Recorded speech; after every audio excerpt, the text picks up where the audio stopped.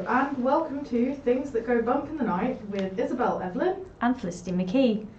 Today we're doing a French case, which is helpful for me because I speak French. You speak French? No, I speak fence actually. No, I do speak French. So I'll be doing, you're going to say the names and stuff, and then I'm going to sit here and say them in correctly afterwards. Yeah. I'll do something Irish and you can say all the Irish things correctly. Fix your pronunciation. Well, I do have some Irish cases that we might be doing, but tonight we are very much going a lot,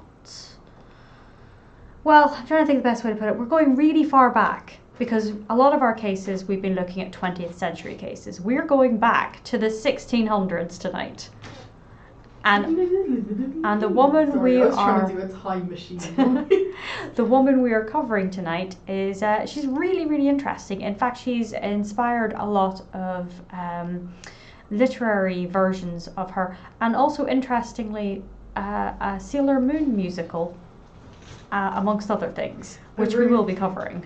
Really appreciate that. I've just realised I'm not wearing my glasses. I've done this like 3 times today where I've been sitting reading journal articles for my coursework and then I'll go, why does my head hurt? And then I realise, oh, it's because I'm not wearing my glasses. So well, I probably should be wearing my glasses, which I will probably use as the excuse for why my French is awful. But the woman that we're covering tonight, and apologies again, this is Marie-Madeleine-Marguerite d'Aubray, Marquise de Brinvilliers. Would you like me to go through that again? Okay, yes, you can say it, you can introduce her. Marie-Madeleine-Marguerite d'Aubray, Marquise de Brinvilliers. Okay, so she was born on July the 2nd in 1630, and so she was born into quite a well-to-do, quite a noble family. Her father, Antoine Drew d'Aubray, he was a civil lieutenant of the Châtelet during the Fronde. Her mother died in childbirth, and this is where it gets a bit vague. So I have seen some different reports about her childhood, and even though she is described as having like a childlike innocence, this is juxtaposed with some really horrific things that seem to have happened. And so there are reports that she was sexually abused by 3 servants when she was 7. And weirdly, they say that she also had an incestuous relationship with one of her brothers when she was 10. I mean, that seems pretty typical of the aristocracy of that period, just based on what I know. I also, when you said that she was aristocracy in France, I was like, oh, she's lucky she missed the whole revolution then. Well, she's a completely different century. I know, but, you know, I thought I'd point it out. Every time I hear aristocracy in France, I think... Vive la Révolution. Vive la Révolution. I actually think of the Les Mis song, but... So she got married at 21, and so on the 21st of December in 1651, she married Antoine Gobelin, and he was the Marquis de Brinvilliers. Apologies once again. So she actually came with a dowry, and quite a good dowry to this marriage. So she brought 200,000 livres into the marriage, and it wasn't like he was poor. He actually was a commanding officer in the regiment du Auvergne. He was a commanding officer in the regiment. He had money. Money was not an issue. However, he did have a bit of a gambling problem, and so he basically spent all of their money gambling. But the thing is, they had a really open relationship, so he would have allowed her a lot of freedom that when we think of sort of certain marriages of the time that other women may not have had, and so she was allowed actually to have other lovers, so very polyamorous. And he also apparently also had a lot of affairs, so both of them basically enjoyed other people in their lives, in their love lives. So as I said, when she was growing up, she was described as having a childlike innocence, and most people who met her said that she was very charming, she was very witty, she was just a really nice person. One of the people that she was having an affair with was a man called Jean-Baptiste Godin de Sainte-Croix. You can pronounce that for me. Jean-Baptiste Godin de Sainte-Croix, who, when I first read his name, I thought it was La Croix, you know, the fizzy water. Oh. And I was like, what? Is there a fizzy water conspiracy? And then I realised it was Sainte-Croix instead. So I might have butchered the pronunciation there. I'm sorry. I haven't done actually speaking French in a little while. Yeah, so she actually met Jean-Baptiste through her husband, and he was a cavalry officer. He was really interested in all things to do with alchemy, but he had absolutely no money. So he was dirt poor, and she obviously came from money, and the two of them got together. And what's really interesting in this is that even though they had quite an open relationship, her husband wasn't really too keen on them being together, and well, he didn't care hugely, but he wasn't, there just wasn't a great, I think there was a little bit of animosity there. I mean, it varies depending, because he does seem to have been very laid back about it, but there are some reports that maybe, that, you know, everything wasn't perfect in paradise. Maybe because she was giving her lover more attention than her husband. It could be. I mean, the pair of them they seem to have been together, but just generally not very interested in being together. But I suppose his gambling issues could have caused a lot of animosity within the relationship.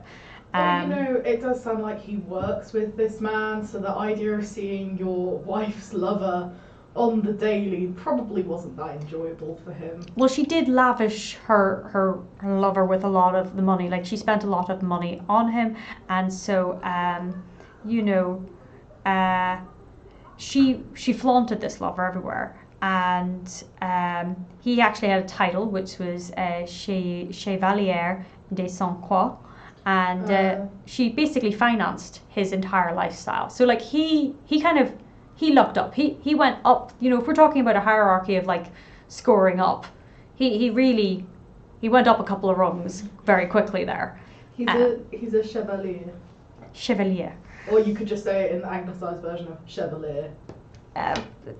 Too late, I've been going down a French route. Apologies once again. We've gone for the French today. Yeah. So she's got this lover now. He's doing very well for himself. She's financing everything for him, and she seems to be doing quite well with money, because in comparison to her husband, who had the gambling issue, actually had to flee France because he had several creditors who wanted money back from him. And so she ended up having a lot of freedom for a woman at the time. She was able to control her own finances and just generally very free. So the relationship with her lover actually became really scandalous, and her father was really unhappy about it. And here comes la motivation. Yeah, so sorry, I need to stop. So in 1663, her father got hold of it says a letter de cachet, and this was to put an end to the scandalous affair. So this was a sealed piece of paper that was signed by the king himself and countersigned by one of his ministers. So they were often used by nobility to achieve something without the hassle of a lawsuit, like getting rid of a scandalous son. And in this case, her father got her lover arrested and sent to prison. Yeah, I could see how that would motivate someone to kill another person, I guess. Also, considering if you look at her childhood and you look at the accounts that you've given of her childhood, her father doesn't seem to really care that much about her. He kind of just wanted to marry her off to a rich man. And, you know, I feel like this is the one guy that seems to be really affectionate to her and seems to be someone she really wants to be with. And if someone who's kind of mistreated you most of your life then goes, I've put him in prison because I didn't like it, you know, I could understand the reasoning for the murder. Yeah. So he's put out this order, he wants him to get arrested, and so Jean-Baptiste is actually in the company of Marie-Madeleine when he gets arrested, and he's sent to the Bastille, which is kind of famous for the storming of the Bastille when we're talking about the revolution. It's a very well-known prison within France. And of course, she is very upset, she's very angry, she's outraged about this, and he ended up being in prison for just over a year. And this is where the plot thickens. It's while he is in prison that he meets a man who, and I will spell this name, it's Exili. So that's just his code name. He goes by the name Elixi, or Exili. Yeah, Exili. But he's actually called Niccolo Egidi, and I don't know if you have any more research on him, but I did have a look at him as a footnote, just because I was really intrigued by the code name. It is an interesting name, isn't it? But he does end up becoming a gentleman in waiting to Queen Christina of Sweden. Yeah, was it? And apparently he was also, well, he was once in service of Christina of Sweden, and apparently someone called Olympia Maid Alcini, who was close to the Pope. So yeah, he had good connections. Maid Alcini, and he ends up marrying someone who is a countess in the end.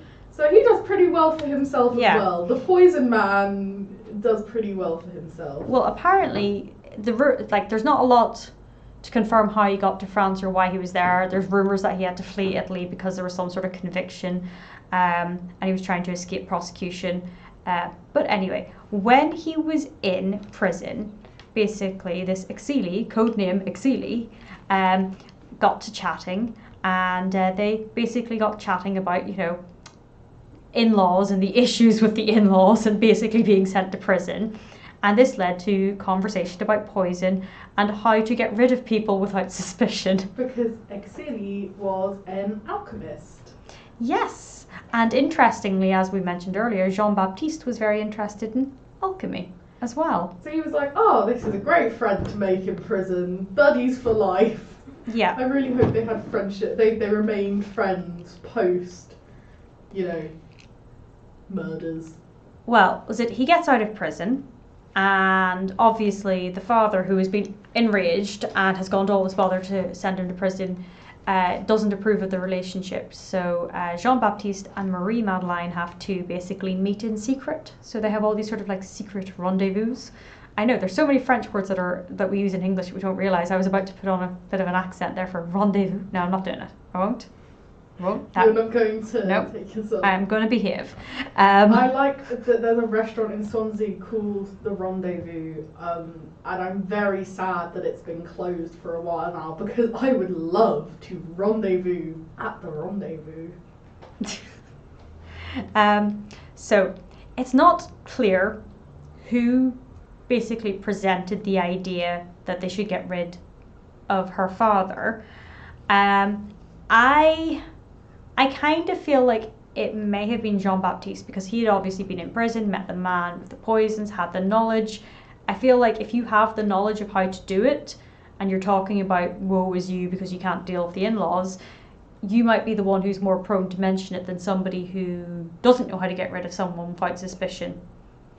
I mean, you never know. This might have been something they talked about pre-prison. Yeah. If it was widely known that he didn't support the affair, it might have been something that she'd suggested. They didn't have the knowledge. He went to prison. Helpful side character in this story comes in. He now has the knowledge, comes back. Hi, we can kill your dad now, basically. So basically, getting rid of her father would potentially free them up to have a relationship a bit more openly. Obviously, her husband is still about, but he's out of the country because of the creditors. But also, if her father died, she and her sister and her two brothers would inherit quite a bit of money. So she basically sets up a wee laboratory where they can experiment and do all their alchemy and test things. And there's reports, and they're more rumours than anything, because she never actually got convicted for this. But it is thought that she then tested the mixtures, the types of poisons that they were making on the maid that she had, as well as going around hospitals and testing them on patients and the poor. And basically she may have killed up to 50 people this way. But she isn't convicted for those. But this is suspected. No, and to be fair, it could be more that they wanted to demonise this woman because she's done something socially unacceptable, rather than that's actually something she did. But that being said, how else are you going to test whether the dose of poison you're going to give is going to kill a human? You can test it on rats and stuff all you want, but it seems logical.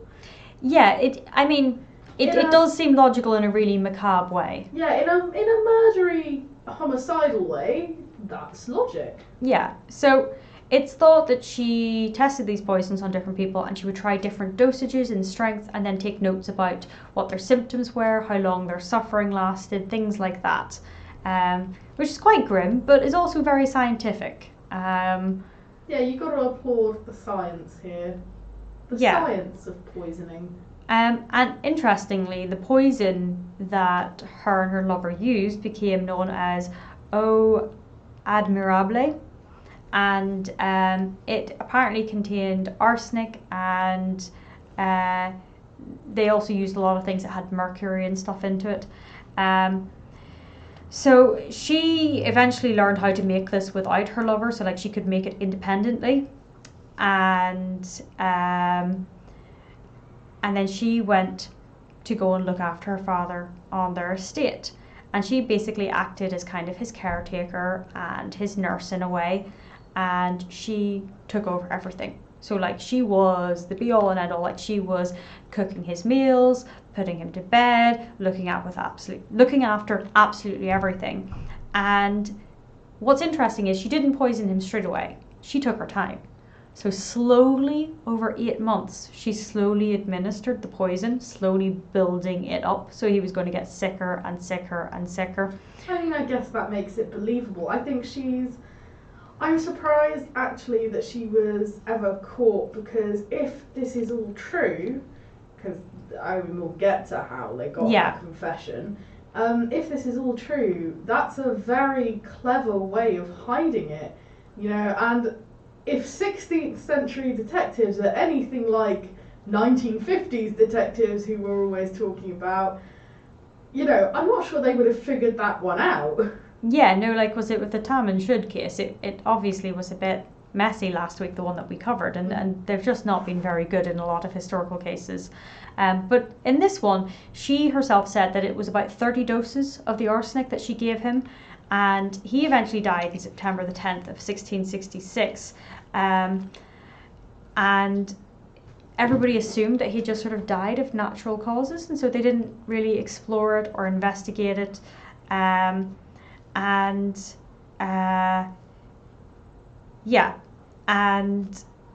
she gave more money to her lover and stuff like this. She didn't inherit as much as she had wanted to, obviously because she had to share with her siblings, which is kind of where we get to the next murders. Money becomes a big issue here. I just want to say 1666 is also a notable year for the Great Fire of London. Sorry, just had to put that out there. Finally using my primary school knowledge for something. So she basically didn't get all the money that she was hoping for, and she decided that her siblings had to go. She wanted more. So she hired a person called Jean Stamelin, who was known as La Chaussée. La Chaussée? Yeah, and he ended up, he was then put into the household of her younger brother, and obviously they shared, so if you think of a house but it has an apartment, and the apartment's where the older brother is, they're kind of living together but they still have their own sort of independent spaces. And the guy that she hired was apparently going to get a lot of money for his assistance, and they attempted to kill both the brothers, and it failed miserably. And so they had put it into the wine, and the brothers sort of were like, this wine has an odd scent to it, we can kind of tell something's not quite right. And so they didn't actually drink all of it, so they got sick, but they didn't get poisoned because they didn't drink enough of it. They probably thought it was corked, to be honest. Yeah, I don't know what corked wine's like, but I It smells bad. Really? Yeah, it kind of smells very vinegary. Oh, that would be gross. Yeah, so then you don't want to drink it because it smells like vinegar. So it's just like, oh, okay. Well, that's ruined.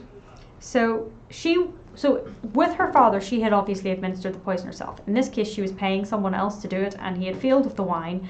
And so, if you want to do things right, it just goes to show you have to do it yourself. Yeah. So the next time, the person that she had hired went with them when they went to Villiguoy during Easter time. So this is in 1670. And so the person she's hired basically puts poison in all the food. And so they're having a dinner party and everybody gets sick. So like there's 7 people sick. Just lots of sick people. Actually there was more guests there. But they'd only really laced it in one dish. So basically 7 people sick because they all ate the same food. And everybody else is fine. So kind of like food poisoning. Oh, okay. Yeah, so like it probably didn't look that suspicious. Because like obviously if there's 7 people. If you're trying to poison 2 people but you poison a lot more. Food poisoning, yeah. Possibly. So everybody else was fine, and the first brother died on July the 17th, and the second then died 3 weeks later. However, did any of the other people who got poisoned die? I'm actually not sure, and she wasn't charged with the murders of anyone else. Because I feel like if they figured that much out, that that's how she killed the 2 brothers, and then other people died, they'd go, gonna charge you for some more murders. But I don't know, maybe because she's a big aristocrat, maybe because they didn't die. Yeah. There's a lot of reasons that may not have happened, but I do find it quite strange that they all got sick, but only the 2 people specifically who they wanted to die died. Actually, when I think about it here, hang on. Thinking back a little. So obviously there's suspicion because the 2 brothers have died around about the same time and because everybody got sick. The brothers actually died around the same time as another person called Henrietta. So Henrietta of England. It's a really strange name. She died around the same time of poison, and it's possible that she may have been a victim of the poisoning herself. But again, this is just possible. So just some people had better constitutions than others and survived the poison. Fair enough. And also, to be fair, the brothers had previously drunk the wine, so that poison could still be in their system. It could, so there could have been a wee bit more there. Poison plus poison, dead. Yeah, and the thing is, she obviously, even though the doctors performed an autopsy because so many people got sick at once and they found traces of poison, she's obviously in Paris. She's nowhere near them. So she has an alibi, and of course, the manservant who she had hired was considered to be a loyal servant, couldn't possibly have put the poison in the food. So at the minute, this woman covers everything's her tracks so well. I'm impressed. This is one of the first murderers we've come across that actually really does a good job. Yeah. The thing is, her leftover family, so the remaining family, were a wee bit suspicious because like everybody seems to be, it's not like they all died within the space of a year. Wait, she did time it out. So she's got one sister left now. Yeah, like one sister and maybe the extended family. So they think it's a bit strange, and so she thinks, right, they're a little bit suspicious, so I'm going to go and leave for the countryside for a bit. And when she's away in the countryside, her sister, who's really paranoid, has absolutely everything she eats tested for poison. I mean, I'd imagine you'd be paranoid if, like, it seems to be going down the siblings. You're like, oh my god, I'm probably next. It's either me or her. Yeah, so this is, the thing is, she's got away with everything. Everything seems to be going brilliantly. And this is kind of where the downfall occurs, because her lover, who is now completely ruined financially, he has absolutely no money. How has this happened? I thought she was financially supported. She was, but I think, to be honest, they were separated for a bit with the whole poisoning and stuff like this. You know, stuff happens. Life gets in the way. Stuff happens when and you're also, poisoning they're people. kind of probably still sort of slightly meeting in secret because the family didn't approve, and it's complicated. Okay. And also, I think it gives them distance as well whenever they're doing the poisoning, so they could be together and maybe not have the suspicion on each other. But this is where the thing is, he then writes basically what she had done in his diary. He puts this diary into a box with several love letters that she had written to him, 2 promissory notes, and the vials of poison that they'd used. Basically like a, I'm guilty in a box. He wrapped up and like packaged it. This is a gift of confession. Yeah. And he did push on her and press on her for more money. So basically, when it comes down to it, he didn't really love her. He loves her money. Yeah. And he was willing to sell her out for that money. Well, he didn't exactly blackmail her. He did want more money, but he had written this in his diary, and then he dies. Natural causes. He dies. Although that being said, it's natural causes. She has a history of poisoning, so like, you know, he's pressing her for money. Could be poisoned. Could be poison. So he dies. Although it's said that he died because he was experimenting, and it would have been from poisonous gas, because he liked to continue messing around with alchemy and stuff like this, and he liked to make poison, apparently with no intention of using them, but just because he just liked to make poison. And that apparently he was making them, and they had a gas that he basically inhaled, and he then died. And he usually would have worn like this glass mask that would have prevented him from inhaling them, but apparently he dropped it and it broke, and he just kind of didn't replace it, or didn't think to stop what he was doing. Or maybe he was poisoned, because I feel like that sounds like a bit of a slippery explanation. Yeah. A bit of a wobbly one there. But because he was a man who had died without an heir, and he hadn't named an heir, so he had no children, he hadn't named anyone as an heir, they decided, the government basically said, we're going to have to open an inquiry into his affairs to sort of see what he has, what he's got, and sort of see how we're going to sort out all this money, or the lack of money that there was. And when they were doing this, they found the box, which had a note on it, which said, to be opened in the event of death, prior to that of the Marquise de Brinvilliers. She heard this. She ran away. Understandably. He has a box that you don't know what's in it. He's been pressing you for money. You didn't give him the money. He's really upset. He's now died. And suddenly there's this box that says, once I die, open us.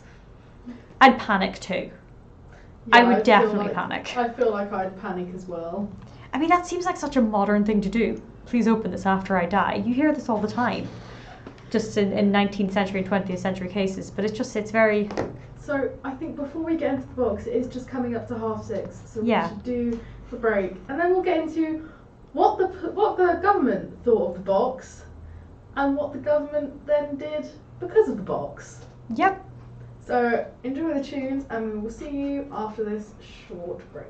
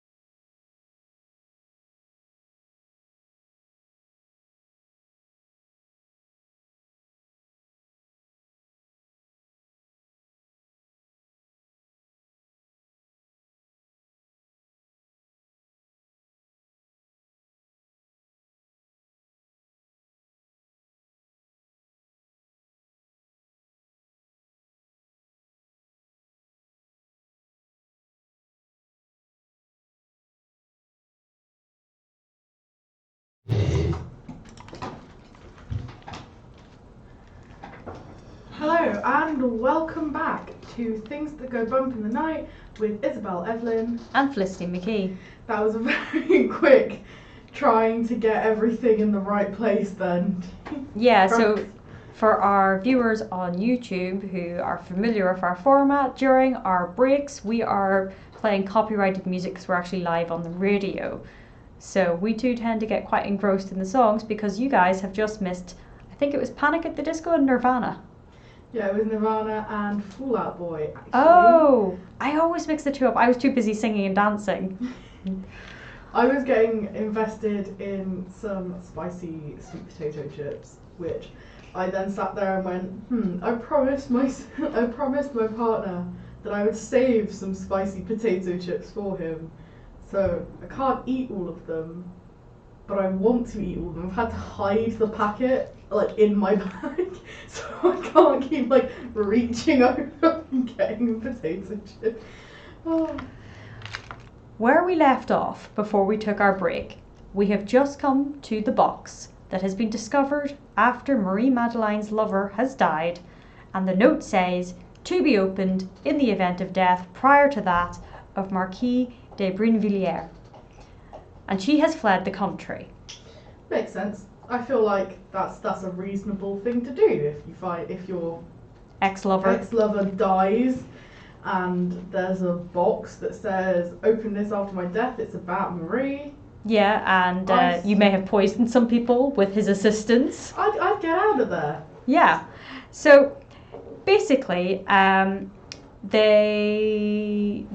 this, there's a bunch of inquiries as to the handwritten statement that Jean-Baptiste had left, and so they actually went through all the notes in the diaries and they saw the vials of poison and they tested them on local animals who died.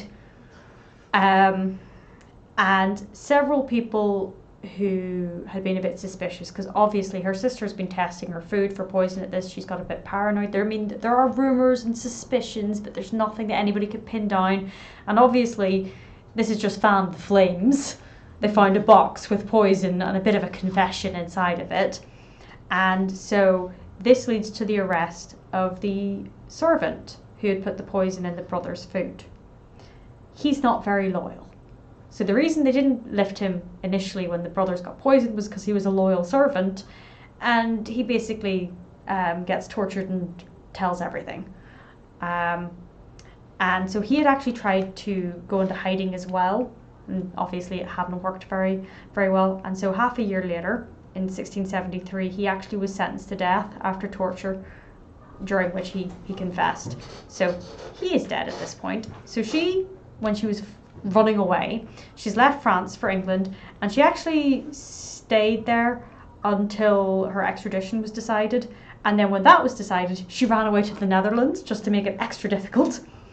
And she stayed in Liège until, again, an extradition was agreed upon. And so she's just in a constant state of sort of running. And rumours actually, because there's so many rumours around this person, and the problem about the rumours is it's really hard to say. It's like when we were looking at our childhood, there was all these stories about horrible things that may or may not have happened, but we're not quite sure. There's evidence that they may have done. But it is thought that she had an affair with the mayor of the city during her stay, and that she also tried to poison the mayor. Which seems silly, because if he's offering protection, I don't know why you would poison him, but I guess once you get a taste of the poisoning life gets hold of you. Well, how they actually arrest her, because obviously she's fleeing extradition in all these different countries, it's really dramatic, and it's no wonder that, there's so many fictional representations of her. What they do is they set up a trap, and they lure her into a cloister, right, under a false pretense. And they have someone who appears to be a priest there, who is secretly an officer of the law dressed up as a priest, who arrests her. It's just if you think about being in a religious space and you go to confess your sins to a priest, suddenly he brings out handcuffs. It's like, I'm here to arrest you. Bless you, my child. I just, it just seems really dramatic. She should have gone in there beforehand. Oh no, actually, as soon as she walked in there, she should have just declared sanctuary, because then they can't do anything to her. They can't take her out of the building. Well, I would have thought technically when you were at a church, but I suppose if he's dressed as a priest, he had to get the robes from somewhere, so maybe the priest was in on it. I mean, yeah, I'd assume so, but even then, you know, then there'd be, if she declared sanctuary as she walked in, what sort of religious debate would that have? So, she's Would been the priest arrested. then be on her side? Who knows? Especially considering, well, I suppose, you know, love the sinner, not the sins. Yeah, exactly.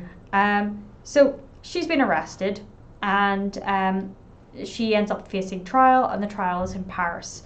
So it lasts actually from April to July in 1676. They really tortured her, and I do mean really tortured her. They use like this water technique, which is basically kind of waterboarding, and they basically put 7 litres of water into her. It's about 14 pints, I think. A lot of water. There was a case that I've read about of this woman it was this water drinking competition, and she drank so much that she died. And so I'm just wondering what level of water that was, because then I could get some sort of foothold on maybe how close Marie was to that level. Well, when I was checking, so I've had it in pints and I've had it in litres. So yeah, 16 pints of water, which is more than 7 litres. And she was tortured with a thing called the water cure. Basically, they hold you down and they force you to drink this. And she did end up confessing, and based off the strength of the documents that her lover had left behind, as well as her confession, she was sentenced to death. Although her defense attorney was quite good. He was like, well, actually, this is all a bit circumstantial. There's no good evidence. It could just be, you know, an upset lover saying these things. We don't know for sure. These are all just rumours. So you shouldn't drink more than 1 litre of water per hour on average, because your kidneys can't keep up with it. And drinking more than 1 litre of water in an hour could potentially kill you. Well, she had 16 pints, which is 7 litres. I don't know how long they did it over, but I mean, when you think about that amount of liquid being consumed, it sounds unpleasant. It makes me feel unpleasant, just the thought of it. Now, she didn't actually name anybody, so she didn't name any of her accomplices. Obviously she's been accused of poisoning her father and her brothers. She was also accused of poisoning 50 other people, but as well as a maid. And it is thought, right? And there's other rumours that she had apparently maybe attempted to poison her husband in the hope that she would be able to then marry her lover. And some people think she may have tried to poison one of her children. I mean, again, once the poisoning bug gets you, you can't stop. I've just discovered that the actual name of the form of torture they used was called water cure. Yeah. And it's meant to bring on water intoxication, which basically, water, weirdly, can be considered a poison when overconsumed in a brief period of time. The poisoner was poisoned. Huh. Weirdly. So she apparently had tried to poison her husband, but her lover, who didn't actually want to marry her, then gave her the antidote. Which is kind of sad when you think about it. It's all like, I don't love you enough for that, because like he's fine with her murdering other people, but murdering someone so that they can get married, he's like, nope, antidote, don't want to get married. It's a sign of a not good relationship. No, I don't think it was a good relationship at all, in my personal opinion. I think that he wanted money and she wanted to poison people.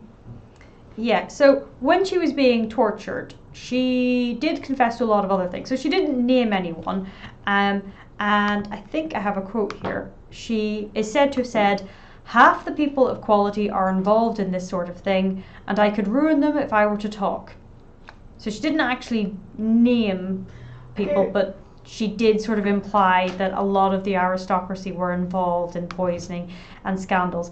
And during the torture, she confessed to the incest with her brother, She confessed to having murdered her father, her brothers. She said that she had tried to murder her sister, who had actually died of natural causes during the interim. She said that she had tried to poison her husband and then decided against it and gave him an antidote. She said she had committed adultery and masturbation. She said she'd slept with her cousin. Masturbation. Yep. She'd apparently slept with her cousin. She said she had taken drugs in order to have an abortion, and she'd also poisoned her maid. And that she said the main reason she did all of this was for independence and money. That's a lot of people. I don't really understand some of these in regards to the independence and the money, but she confessed to a lot of things. But I suppose when you're being tortured, you will confess. You'll confess to, if they're torturing you and they say that's what they want to hear, you'll confess to pretty much anything. Yeah. I just on the, I'm gonna circle back, but I've been looking up water intoxication, and it was Jennifer Strange died after drinking nearly 2 gallons, 7.6 litres of water in over 3 hours in an attempt to win a Nintendo Wii. I feel there's a little bit of irony in the name of that game console. The name of the competition that she was doing, it was an on-air radio contest called Hold Your Wii for a Wii. Oh dear. But yes, who won? Like, how much did they drink? I don't know.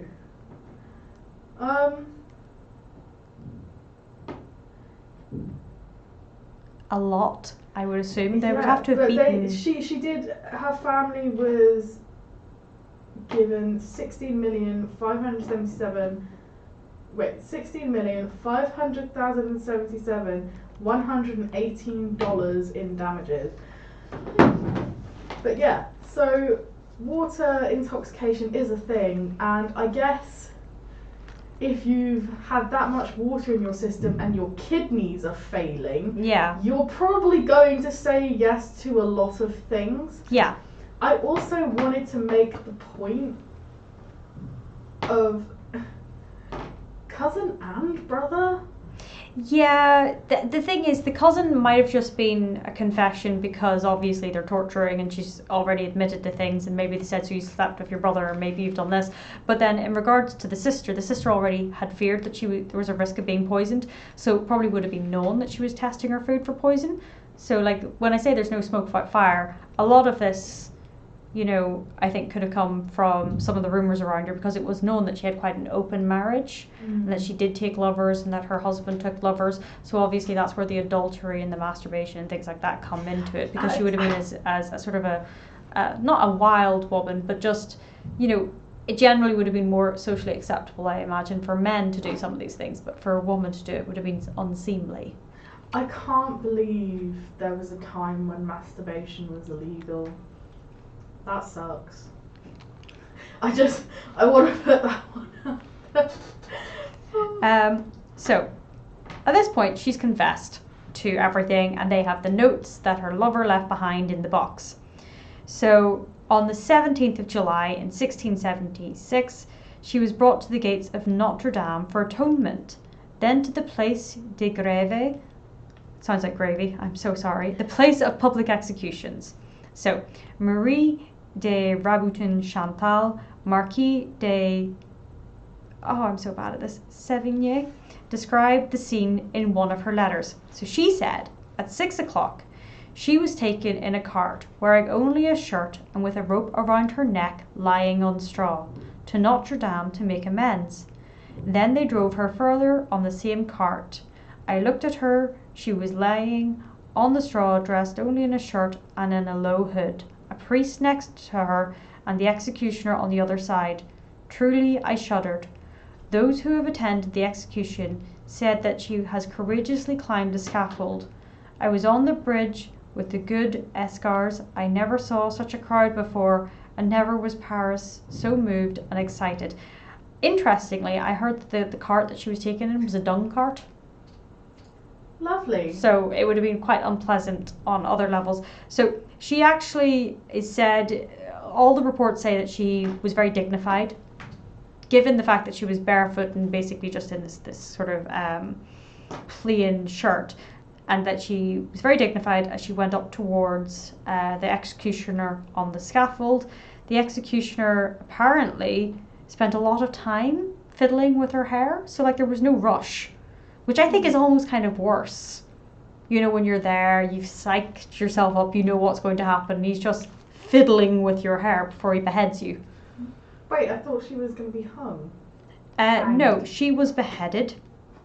Her head was thrown along with her body then into a pyre, and she was burnt.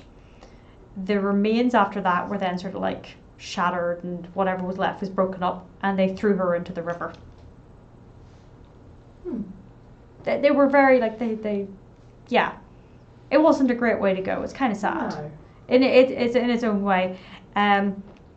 So the person who basically had written that description of her going to her death also said, well, it's all over and done with. Brinvilliers is in the air. Her poor little body was thrown after the execution into a very big fire, and the ashes to the winds, so that we shall breathe her, and through the communication of the subtle spirits we shall develop some poisoning urge which will astonish us all. I mean, to be fair, it was her whole case was then associated with the affair of the poisons in France, so maybe that was right. And that saw an awful lot of French aristocrats accused of witchcraft and poisoning. So like it did open a can of worms, and she did, as I said, you know, during her confession, sort of suggest that a lot of aristocratic people were involved in this sort of thing, and that if she did name names, there would be a lot of scandals. Well, I mean, considering the circles that Xtreme, who is the poison man, was travelling around in, you know, there's probably quite a few people poisoning other people. Yeah. It seems like a pretty common mode of death. Well, I also read that he was associated with actually the king and an apothecary of the king at one point. So, like, he had a lot of links. So the main poisoning person was associated with a lot of powerful people. So a lot of powerful people were probably getting their poison from him. But what I found really interesting is the media representation of this case. So obviously it's a French case, and I don't think either of us had really heard of it until I brought it up. But for some really random reason, she has inspired a lot of things in Asia. Yeah, I was looking at this, and I love the versions of her that have been made. I think they're really cool, but I'm also like, why a random French poison lady? Yeah, like, so the Sailor Moon musical, she inspired a character called Kessin, who is a Transylvania no Mori. It included a character known as de Brinvilliers Sensei. So this character is a vampire who pretends to be a chemistry teacher and basically tests various poisons on students and stuff like this. It sounds really cool. That's very obviously inspired, is all I have to say. Yeah, and when I looked up images of this character, I found an image which had part of a song on it, and it said, "Loneliness has left my body in a desolate state." It's quite a sad character from the sounds of it.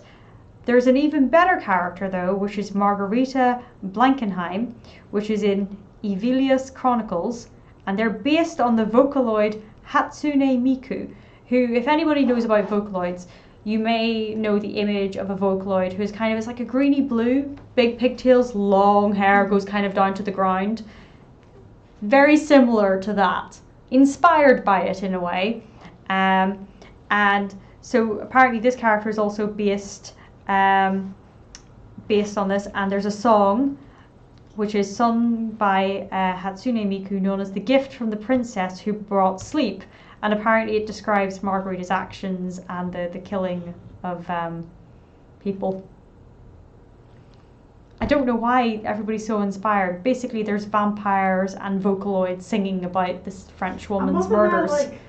I'm sorry, I'm just gonna scroll down because I swear that there was multiple operas on her. There's books. So The Leather Funnel by Arthur Conan Doyle. There's The Devil's Marchioness by William Fifield. Intrigues of a Poisoner by Emile Gaboriau. Robert Browning's 1846 poem The Laboratory.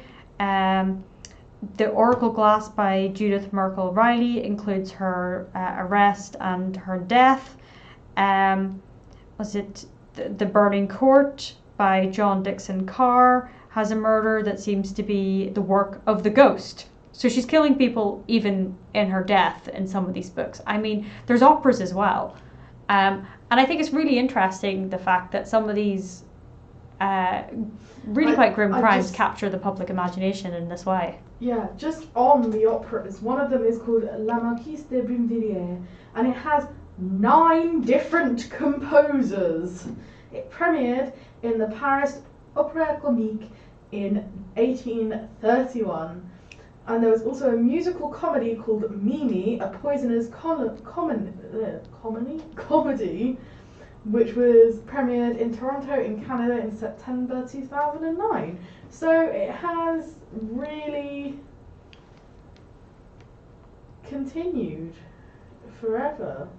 Yeah, I mean, it's in a way she's lived on. And the thing is, she does appear to have definitely killed 3 people. I think there's an awful lot of her story that's probably been embellished by time and by rumours, because she was a very outgoing, independent woman who knew what she wanted and she went after what she wanted.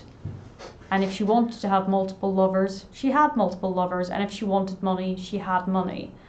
And that probably shocked quite a few people.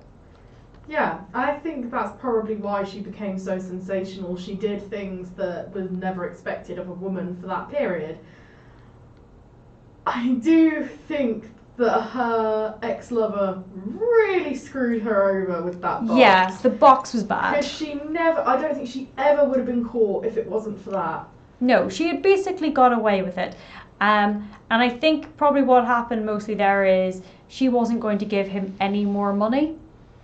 But I suppose when she had wanted to poison her husband and he'd provided an antidote, I think the relationship had been a bit on the rocks at that point. Yeah, you'd think if your lover, like long-term lover, was like, hi, we can publicly be together as husband and wife, I'm going to poison my husband, and you went, oh, no, you know, I feel like that would probably throw a bit of a spanner in the works. Yeah, poisoning the husband was a step too far, but poisoning the father and the brothers, that was fine. Well, that's because that was money. But it's just so interesting because she's associated with murders, like, as I said, with the mayor when she was in the Netherlands and places like this, or associated with attempted murders. But, like, we don't know. She's just very sensationalized, and she just seems really interesting. But it's just so intriguing to see some of these representations, you know, such as the chemistry teacher who's also a vampire.